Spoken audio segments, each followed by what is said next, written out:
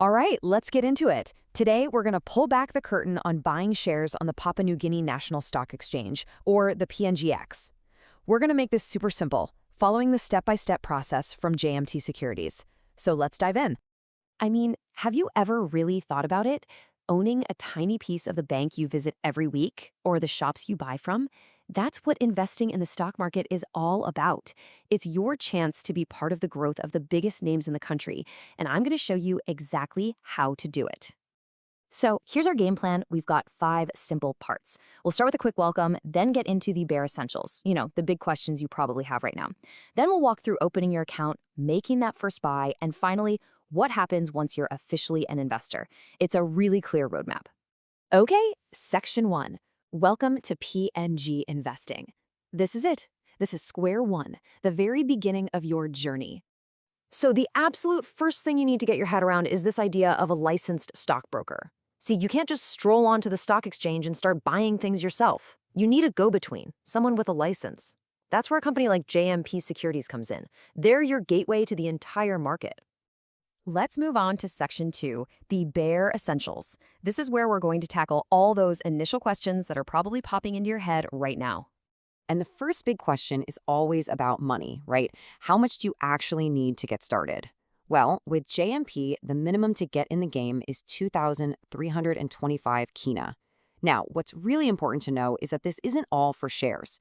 That number includes a 325 kina fee for all the brokerage and exchange costs.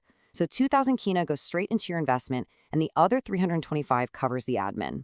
So what can you buy with that money? Simple answer, pretty much anything. You can buy shares in any company that's listed on the Papua New Guinea National Stock Exchange. If you want to see the full list, just grab a local newspaper and check the business section. Or even easier, just head over to the PNGX website. All right, on to section 3, opening your trading account. We're officially moving from just talking about it to actually doing it. This is where we get the paperwork sorted and take that first real step. The whole process really just boils down to these 3 things. Seriously, that's it. First, you fill out an application to open your account. Second, you fill out a form that tells them what you want to buy. And third, you deposit the money. Let's break down each one. Okay, so let's zoom in on step 1, the account application form. The whole point of this is to create your official trading account with JMP. This is the foundation, the home base for all your future buying and selling. And what do you need to fill this thing out? Well, it's pretty straightforward, really.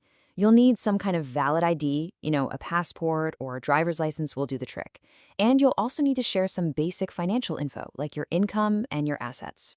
Now, you might be wondering, hey, why do they need all this personal info? And that's a totally fair question. Look, it's not about being nosy. It's actually for your protection. First, it helps JMP follow all the official securities laws. And second, it helps them get a picture of your financial situation so they can make sure the investments are actually a good fit for you. Moving on to section 4, and this is the fun part, making your first purchase. The account is open, and now we're going to get into the exciting stuff, actually turning that money into a piece of a company. And that brings us to step 2 of our little 3-step process, the buy share form. The best way to think about this is like it's your official command. It's the piece of paper where you say, okay, JMP, I'm giving you the green light. Use my money to buy these shares for me. Hey, remember that 325 kina fee we talked about earlier? Well, here's a look at exactly where it goes. It gets split 3 ways. A piece of it is the brokerage fee for JMP's service. Another piece goes to the PNGX stock exchange. And the last little slice is a levy for the Securities Commission, which is like the market referee. Every trade has these costs built in. And now for the final piece of the puzzle, step 3, depositing your money. Here are the exact details you'll need. The funds go to the JMT Securities account at Bank South Pacific, but pay very close attention to that narration field. You have to write B/O of and then your full name. That's how they know the money came from you. And this next part is absolutely critical, so please don't forget it.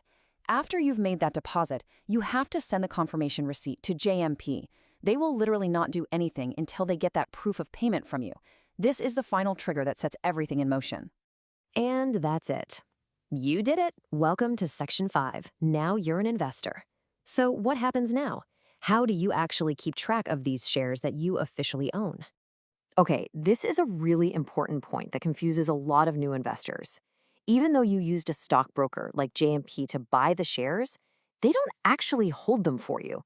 Your ownership is officially recorded by a completely separate company called a share registry. And here in Papua New Guinea, there are really two main ones you need to know about. There's PNG Registries Limited, and they handle shares for big local companies like BSP, CPL, and Kina Securities.